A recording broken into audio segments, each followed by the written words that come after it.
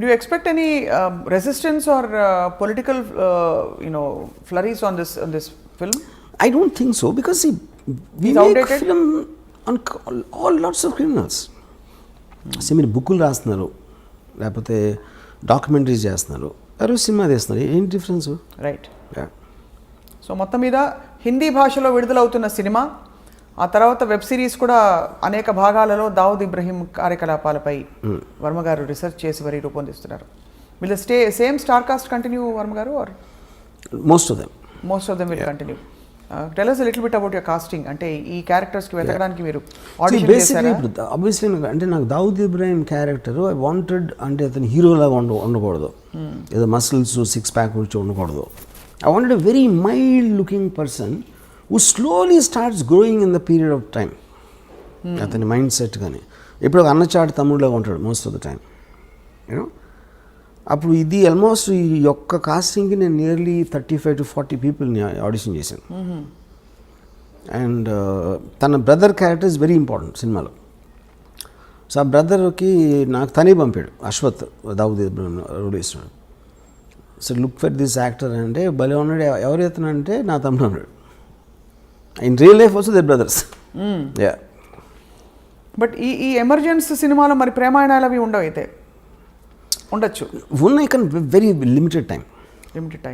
What is the focus? అంటే ultimately D company, the movie that is going to release, దాని ద్వారా ఏం చెప్పదలుచుకున్నారు మీరు to the world? What is the one story your narrating? I think ఇప్పుడు film అనేది primarily, ఇప్పుడు నేను శివ తీసినప్పుడు ఏం చెప్పదలుచుకోవాలా, సత్య తీసినప్పుడు ఏం చెప్పదలుచుకోవాలి, ఏ సినిమా అయినా, it is something, storytelling is to create an interesting feel to the listener.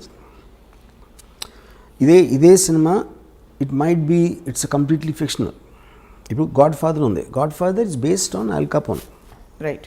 Al Capone ఎవరైతే నాకు తెలియదు, గాడ్ ఫాదర్ చూసినప్పుడు ఆ సినిమాగానే చూసాం.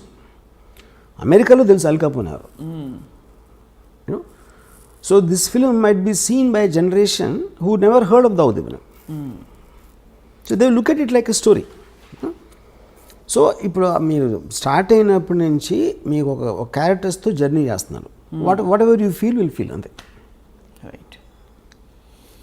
సో వెయిట్ చేస్తున్నాం Varma garu. Let's watch how D company is going to, I won't say entertain, more like enlighten viewers about, అంటే ఇలాంటి ఒక మాఫియా, ఒక గ్యాంగ్స్టర్, ఒక అండర్ వరల్డ్ ఉండిందని చెప్పి.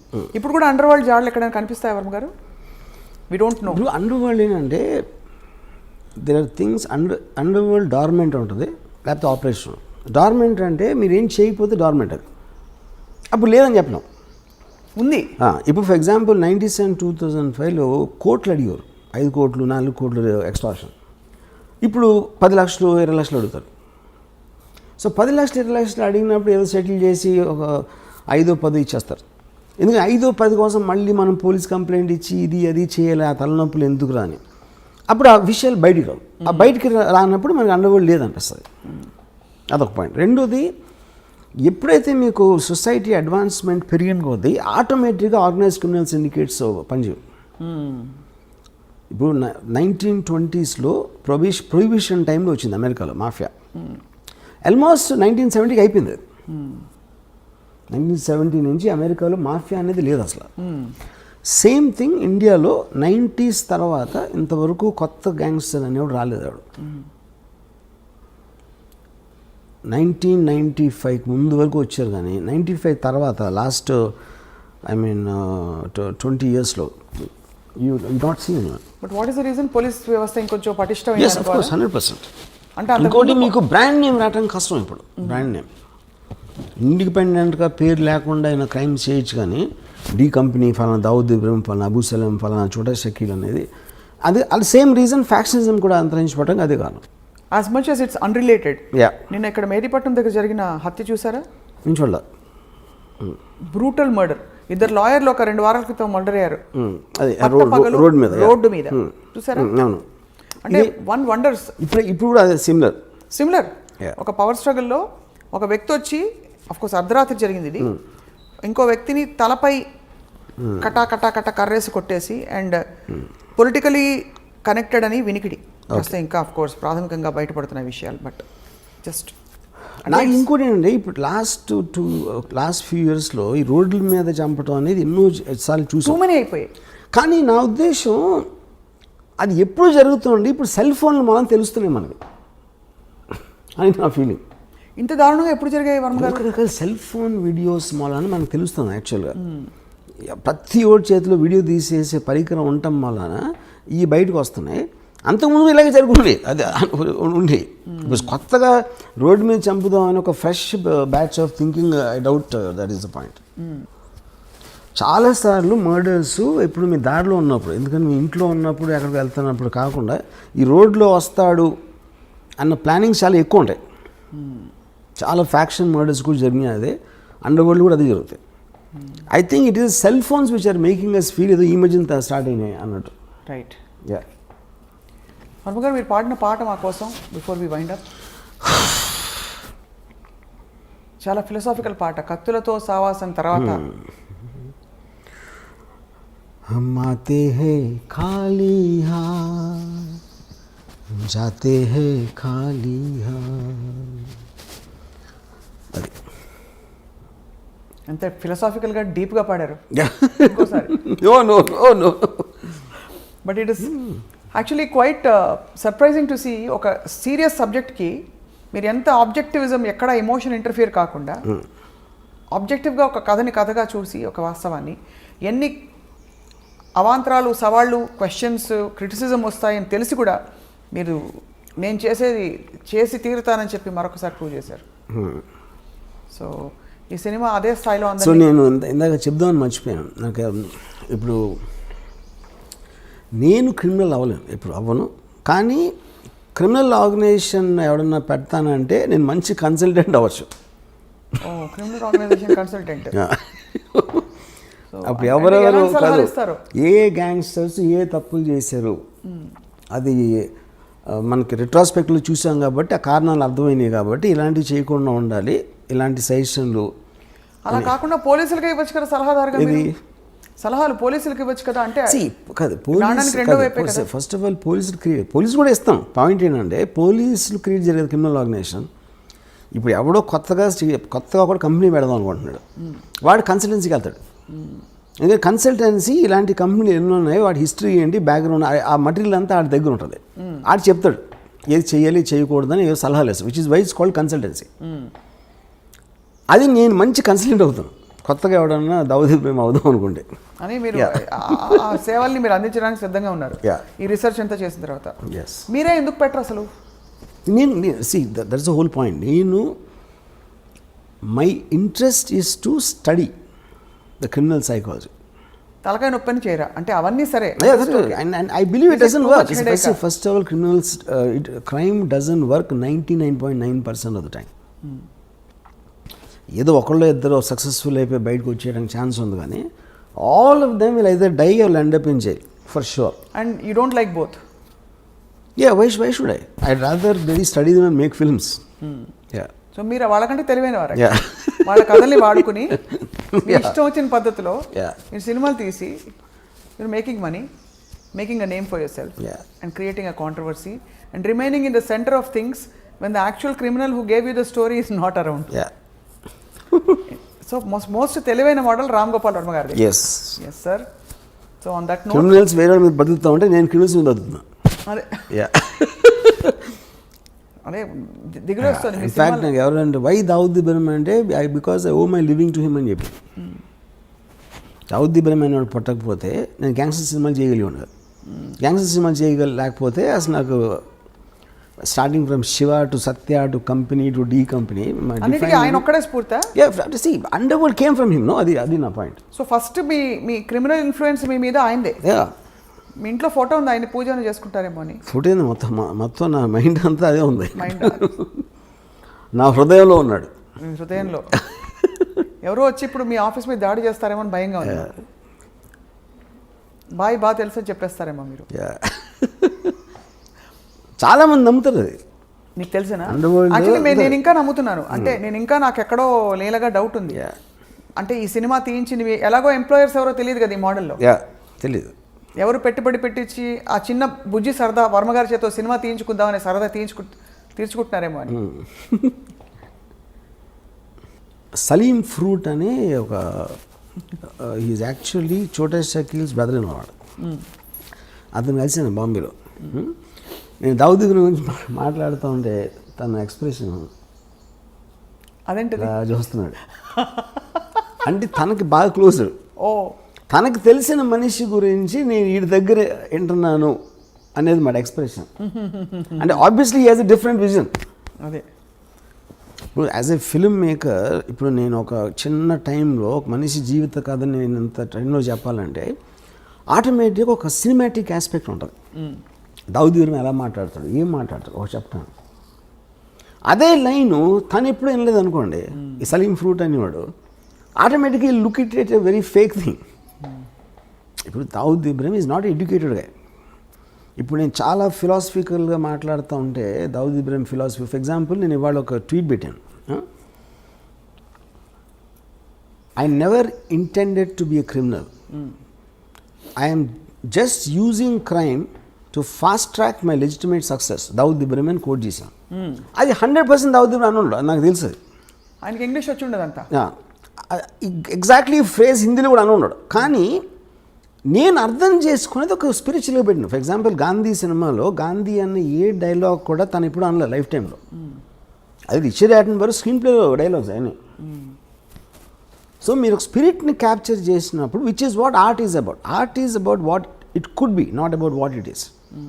ఒక మనిషి థాట్ గంటలో చెప్పింది మీరు ఒక కోట్లో వచ్చింది అనుకోండి, ఆ కోట్ ఏంటి పెద్ద స్పీచ్లో ఒకటి వస్తుంది లైన్, మీరు కోట్ ఒక్కటి హైలైట్ చేసినప్పుడు దాని ఇంపాక్ట్ ఎక్కువ ఉంటుంది. అవును. ఇప్పుడు ఆ పెద్ద సీన్లో మళ్ళీ మళ్ళీ దానికే తిరిగి వస్తాను. మీ ఆత్మంతా బయట పెట్టిన ఆ ఒక్క డైలాగ్, ఇతను దొంగగా ఎందుకు మారాడో దాని వెనకాల పెద్ద కథ ఉంది. Sridevi actually every criminal will have the very similar story. ఆ స్టార్టింగ్ పాయింట్ అనేది చాలా ఎమోషనల్గా ఉంటుంది without exception. Where is the limit అంటే ఇప్పుడు ఫర్ ఎగ్జాంపుల్ పోవర్టీ ఉంటుంది, 1 కోటి మంది పూర్ పీపుల్ ఉన్నారు అనుకోండి, దాంట్లో క్రిమినల్స్ 10 మంది ఉంటారు. 0.01% క్రిమినల్స్ అవుతారు. సో ద జస్టిఫికేషన్ అనేది మన ఇప్పుడు ఫర్ ఎగ్జాంపుల్ బతుకంతా బానిసగానే ఉండాలి ఒకటి ఫిక్స్ అయిపోతాడు. ఇంకో నేను బానిసగా ఎందుకు ఉండాలి అడుగుతాడు. అడిగినప్పుడు అసలు ఈ లాస్ ఈ చట్టాలని వాళ్ళకు అనుకూలంగా రాసుకున్నారు, నేను ఎందుకు దాన్ని పాటించాలి అంటే భయపడి. సో భయపడినంత మాత్రాన నేను బానిసలాగా ఉంటాను, నాకు ఇష్టం లేదు కాబట్టి నేను ఎదురు తిరుగుతాను అంటాడు. అది ఈచ్ పర్సన్. అప్పుడు సొసైటీకి ఉన్న బలంతో వాడు ఎదురుకి తిరిగినప్పుడు వాడిని నొక్కేస్తారు. నొక్కలేకపోతే ఇంకా ఎదుగుతాడు, ఇంకెప్పుడూ నొక్కుతారు, లేకపోతే ఒక్కొక్కసారి నొక్కడానికి ఛాన్స్ ఉండదు. సో ఈ ఎబిరేషన్స్ ఈ కాన్ఫ్లిక్ట్స్ అనేవి మనకు రోజు జరుగుతూ ఉంటాయి. మన ఇన్ని సంవత్సరాలు ఇన్ని వందల వేల సంవత్సరాలు ఉన్నా కూడా ఇంకా మనం క్రైమ్తో దెబ్బలాడుతున్నాం అంటే అలాంటి మైండ్ సెట్స్ అని ఎప్పుడు పావు. అది పాయింట్. కానీ it also reflects on the system of law and order in the country. అంటే ఇలాంటి ఆఫ్ కోర్స్ మీకు ఎక్కడైనా ఫర్ ఎగ్జాంపుల్ మనకి 2010 వరకు the underworld was very very operative in India. 1970లో అమెరికాలో పోయిందని చెప్పి అన్నారు. So that absolutely depends upon the country's advancement. So ఇప్పుడు భారతదేశం అడ్వాన్స్డా కదా క్రైమ్ని కర్బ్ చేయడం? It might be far more better than Venezuela, maybe Pakistan, maybe some other country, but not as much as America. But actually objectively what do you think of how we have curbed crime? See, every country is advancing rapidly. కేవలం మనకి ఇప్పుడు social media మూలాన ఈ cell phone videos మూలాన మనకు ఒక ఇది వస్తుంది, ఈ ఫీలింగ్ వస్తుంది, తెగ జరిగిపోతున్నాయి అసలు మర్డర్స్ అని. కానీ మీరు సెన్సస్ స్టాటిస్టిక్స్ తీసుకుంటే I'm sure it won't be the case. ఇప్పుడు అనంతపూర్లో 20 years బ్యాక్ కడప అనంతపూర్ డిస్ట్రిక్ట్లో number of murders I'm sure 10% కూడా ఉండవు ఇప్పుడు. కానీ ఎక్కువగా హైలైట్ అవుతాయి అంతే, because of the media. So Dawood Ibrahim గ్యాంగ్స్టర్ని ఇండియా వెతుకుతున్నప్పుడు ఇండియాలో పట్టుబడి ఆయన జైలుకి వెళ్తే మీరు సంతోషించారా? మీకు ఏ ఫీలింగ్స్ ఉండవా? ఏ ఫీలింగ్స్ ఉండవు. ఎందుకుండవు? Because I'm like I said, I'm a studier of the underworld. I don't have an emotional connection with them. But you are also a citizen of the country, sir. Yeah. So you don't have any emotions for a man no being caught? Yeah, because like I said, ఇందాక చెప్పాను కదా, ఒక మనిషి ఇంకొకరిని చంపే పరిస్థితి వీడికి ఎందుకు వచ్చింది, చచ్చిపోయేంత పరిస్థితి వాడికి ఎందుకు వచ్చింది, ఈ ఒక్కదాని మీద నాకు ఇంట్రెస్ట్ ఉంటుంది. Because I don't want to be judgmental on things which I did not experience myself. Are you judgmental about things you at least you experienced? My experience అంటే మీ లైఫ్లో మీకు ఎప్పుడైనా భయాలు, ఏ మనిషి అయినా వాడు అది చేసినప్పుడు వాడికి ఒక కన్విక్షన్తో చేస్తాడు, యూనో. సో అలాంటప్పుడు నేను చేసినప్పుడు నేను క్రైమ్ అనుకున్నది.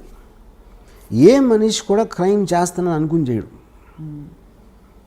బికాజ్ వాడి మైండ్లో ఏదో ఆడికి ఒక కన్విక్షన్ ఉంటుంది.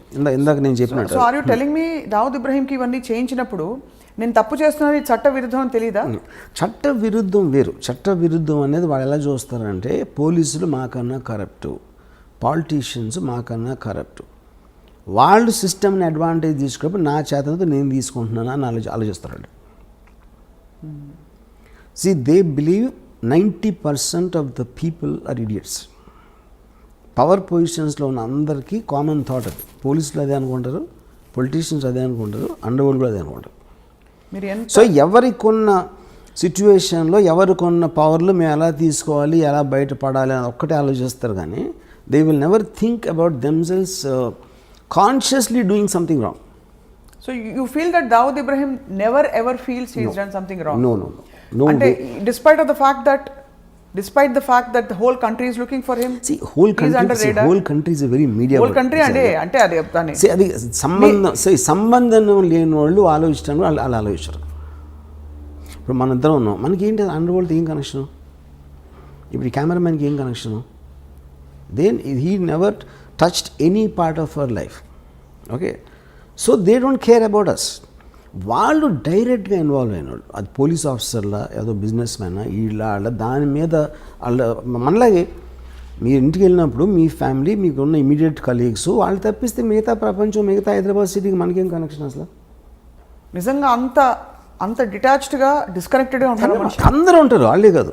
మనిషి అన్నవాడు ఎప్పుడు వాడి పరిధిలోంచి బయటికి వెళ్ళి వాళ్ళు ఏమనుకోండి, వాళ్ళ పరిధిలో ఉన్న వాళ్ళ గురించి ఆలోచిస్తాడు మ్యాక్సిమం. అది అప్పర్ లిమిట్. సో ఈ బిఫోర్ అంటే వైండ్ అప్ చేసే నేను ఒక చిన్న ఎగ్జాంపుల్ చెప్తాను. చెప్పండి. చోటా రాజాను ఒక మనిషి సౌత్య అని, అతను బాగా అంటే ప్రాటజీ మాట, ఆల్మోస్ట్ తమ్ముడిలాగా చూసుకుని ఒక పర్టిక్యులర్ స్టేజ్లో దావుద్ ఇబ్రాహింకి చోటా రాజన్కి గొడవ వచ్చినప్పుడు ఈ సౌత్య అనేవాడు రాజాన్తో కలిసి చోటా రాజాని చంపడానికి ప్లాన్ చేసి, ఆ ప్లాన్ ఏమో వర్కౌట్ అవ్వలేదు. చోటా రాజాని పారిపోయిన తర్వాత ఇదంతా దుబాయ్లో జరిగింది. దుబాయ్లో చోటా రాజాని కోపంతో నేను తీసుకొచ్చి ఆయన అంత పొజిషన్ ఇస్తే నన్ను చంపడానికి ట్రై చేసి దావుద్ భాయ్తో చేతులు కలుపుతాడు, ఆయన చంపి తీరాలని. పక్కన వాళ్ళందరూ ఇంపాసిబుల్, అటు దుబాయ్లో ఉన్నాడు, మీరు దుబాయ్లో అనే మర్డర్ అనేది ఎప్పుడు జరగలేదు. అంటే వీడేం చేశాడంటే, ఒక బాంబే నుంచి 4 తెప్పించి హిట్మెన్ దుబాయ్లో చేయలేదు ఎప్పుడు, కానీ ఎప్పుడు చేయనంత మాత్రాన ఫస్ట్ టైం దేనికన్నా ఫస్ట్ టైం ఉంటుంది. దావుద్ భాయ్కి పవర్ ఉంటే నాకు ఉన్నాయి కాంటాక్ట్స్ దుబాయ్లో. నేను మొత్తం అన్ని అరేంజ్ చేస్తాను. మీరు వెళ్ళి హాలిడే లాగా వెళ్ళండి దుబాయ్, అక్కడ నా వాళ్ళు వచ్చి సౌత్యాన్ని ఎలా చంపాలో వాళ్ళు ఎక్స్ప్లెయిన్ చేస్తారు. మీరు కన్విన్స్ అయితే చేయండి, చంపేసి మీరు తప్పించుకోగలుగుతామని కన్విన్స్ అయితే చేయండి, నేను చూసిన ప్లాన్ తర్వాత. లేదా మీరు హాలిడే ఎంజాయ్ చేసుకుని వెళ్ళిపోండి. ఇప్పుడు ఇంత డబ్బులు ఇస్తున్నా ఆల్రెడీ, మీరు సక్సెస్ఫుల్ అయ్యారంటే దీనికి 10 ఇస్తాను. ఒకవేళ అక్కడికి వెళ్ళి మీరు కన్విన్స్ అవ్వకపోతే మీరు తప్పించుకోగలుగుతానని, అప్పుడు మీరు హాలిడే ఎంజాయ్ చేసి వెళ్ళిపోండి, మళ్ళీ బాంబే వెళ్ళిపోండి. వీళ్ళు సరే వెళ్ళారు, దుబాయ్ వెళ్ళారు. అక్కడ చోటరాజు మనుషులు వచ్చి వాళ్ళు ఒక 5 స్టార్ హోటల్ పెట్టి అంతా చేసి, అక్కడి నుంచి ఒక సాయంత్రం జిమ్, ఒక మాల్ ఉంది, మాల్లో బయట ఒక జిమ్ ఉంది. సౌత్య రోజు అక్కడికి వస్తాడు. వీళ్ళు కార్లో కూర్చొని చూశారు, అక్కడ లోపలికి వెళ్ళాడు. ఈ రాజన్ మనిషి తీసుకొచ్చి ఇక్కడి నుంచి మీరు ఈ కొంచెం ఇలా వెళ్ళి లెఫ్ట్కి తిరిగితే ఒక రోడ్డు ఉంది, ఆ రోడ్డు ఇంకో 100 మీటర్స్ చివరికి వెళ్ళి రైట్కి తిరిగితే ఇక్కడ ఒక రెడ్ వ్యాన్ ఉంది. మీరు రేపు సాయంత్రం ఇక్కడ వెయిట్ చేసి సౌత్య రాగానే ఆయన షూట్ చేసి చంపేసి పరిగెత్తి లెఫ్ట్కి తిరిగి రైట్కి తిరిగితే ఈ వ్యాన్లో కూర్చుంటారు. ఈ వ్యాను డైరెక్ట్గా పోర్టుకి తీసుకెళ్తుంది. పోర్ట్ దగ్గర కస్టమ్స్ వాళ్ళు అందరినీ ఆల్రెడీ సెట్ చేశాడు రాజన్ భాయ్. వాళ్ళు మిమ్మల్ని బోట్లో ఎక్కిస్తారు. ఆ బోటు ఆ యాట్ ఇండియాకి వచ్చేస్తుంది అని డీటెయిల్స్ అన్నీ చెప్పి ఆ రోజు రాత్రి ఆ కస్టమ్స్ వాళ్ళు వచ్చారు కలవడానికి. వచ్చి వాళ్ళందరూ డ్రింక్స్ తాగి ఆ కస్టమ్స్ ఆఫీసర్ ఏం చెప్పాడంటే ఈ బ్లూ గేట్ ఒకటి ఉంది మీ పోర్ట్లోకి వచ్చిన తర్వాత, ఆ బ్లూ గేట్ దగ్గర నేను ఉంటాను, నేను ఫ్రంట్ సీట్లో ఎక్కుతాను, యూనిఫామ్లో నేను ఫ్రంట్ సీట్లో ఎక్కగానే ఎవడు నా వ్యాన్ ఆపడం, నేను డైరెక్ట్గా తీసుకెళ్ళి మిమ్మల్ని యాట్ ఎక్కిస్తాను అని చెప్పాడు. ఈ మొత్తం ఎలాబరేట్ డీటెయిల్ అన్నీ స్టడీ చేసి ఫైనల్గా కన్విన్స్ అయ్యాడు. కన్విన్స్ అయ్యి ఓకేనా. నెక్స్ట్ డే సాయంత్రం వచ్చాడు సౌత్య, కిందకి దిగి టపా షూట్ చేశారు. షూట్ చేసి పరిగెత్తారు, లెఫ్ట్ టర్న్ తిరిగారు, రైట్ టర్న్ తిరిగితే వ్యాన్ లేదు అక్కడ. వ్యాన్ లేదు, ఇవాళ ఇటు హెల్టర్ స్కెల్టర్ అయిపోతే ఈ లోపల దుబాయ్ పోలీసులు వచ్చి పడుకున్నారు. ఇంట్రాగేషన్లో నేను రాజన్ మనుషులు అని చెప్పారు. అది రాజన్ కావాల్సింది. Rajan never wanted them to be escaping.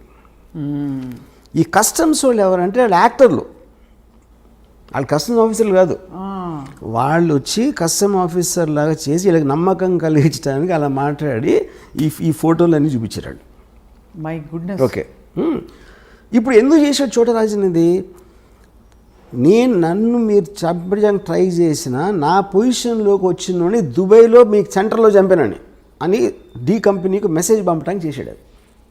అసలు మీరు ఓకే చెప్పేదండి. ఇది అయిపోయింది కదా. నెక్స్ట్ చోటారాజను వీళ్ళ ఫ్యామిలీస్కి ఫోన్ చేసి ఈ నలుగురు ఉరిశిక్ష చేశారు దుబాయ్లో ఫస్ట్ మర్డర్ జరిగింది ఇదే దుబాయ్లో మొత్తం హిస్టరీలో.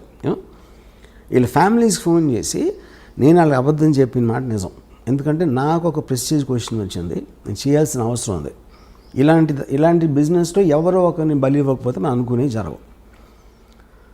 ఇప్పుడు వాళ్ళు మీకోసం మీ పిల్లలకి మీ ఫ్యామిలీస్కి ఎంత మీకు డబ్బు అవసరం అవుతుందో వాళ్ళు సంపాదించి దానికి 2 ఎంతలు నేను ఒక్క షాట్లో ఇస్తాను మీ నలుగురికి అని చెప్పి వాళ్ళు డబ్బు పంపించాడు. సో ఇప్పుడు ఇదంతా చూస్తే అసలు అది మీ జడ్జ్మెంట్ ఫ్యాక్టర్ ఏముంటుంది కదా చెప్పండి నాకు. అంటే డబ్బు పంపించడానికి మంచివాడు అయిపోతాంటారా?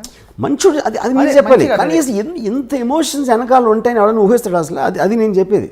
అది జస్టిఫికేషన్ కాదా నేను చెప్పట్లా. First of all their hit men ఎవరైతే వచ్చారో, డబ్బులు తీసుకుని చంపటానికి వచ్చే ఇలాంటి మనుషులు ఒక రకం, వాళ్ళకి ఫ్యామిలీస్ ఉండటం కూడా నిజమే, వాళ్ళకి పిల్లలు ఉండటం కూడా నిజమే, వాళ్ళు క్రైమ్లో లేరు, కానీ వాళ్ళ జీవనాలు వీళ్ళ మీద ఆధారపడి ఉన్నాయి. సో వీళ్ళకి అబద్ధం చెప్పి మోసం చేసి తన పని అవగొట్టుకుని వాళ్ళు దుబాయ్ జైల్లో ఉరిశిక్ష చేయించాడు. ఇది లేకపోతే చోటరాజన్ దగ్గర ఇంకోటి ఏముంటుంది చెప్పండి నాకు. మీకు ఉన్న ఆప్షన్స్, మీకు ఒక ఆబ్జెక్టివ్ ఉంది, ఆ ఆబ్జెక్టివ్లో మీకున్న బెస్ట్ ఆప్షన్ మీరు ఎత్తుక్కుంటారు, దాంట్లో ఎవరో ఒకళ్ళు హర్ట్ అవుతారు, ఎవరో ఒకళ్ళు బలైపోతారు, which is called collateral damage. ఇప్పుడు హిట్లరు సెకండ్ వరల్డ్ వార్లో లండన్ మీద బాంబు చేశాడు. ఎందుకు చేశాడు? యూకే బ్రిటిష్ ట్రూప్స్ స్టార్ట్ అయినాయి.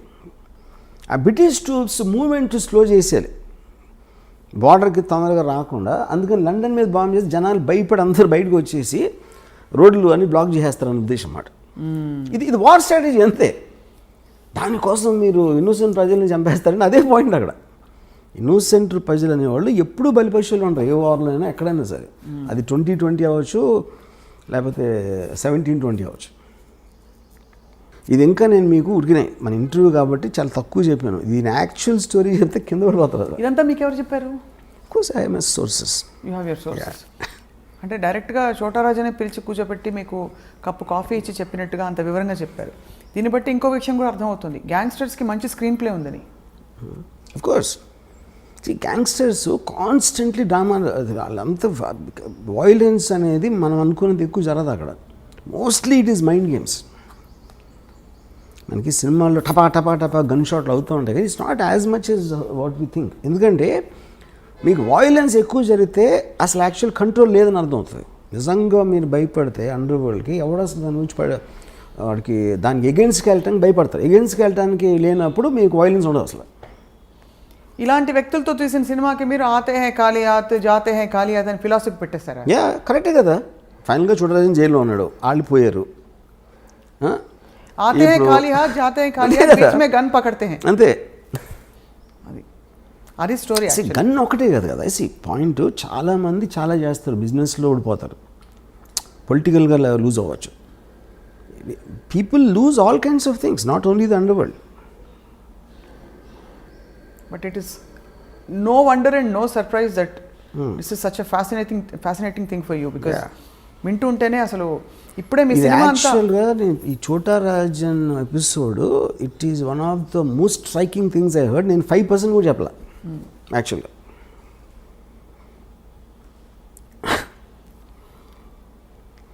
ఆతే హై ఖాళీ హాత్. ఎస్.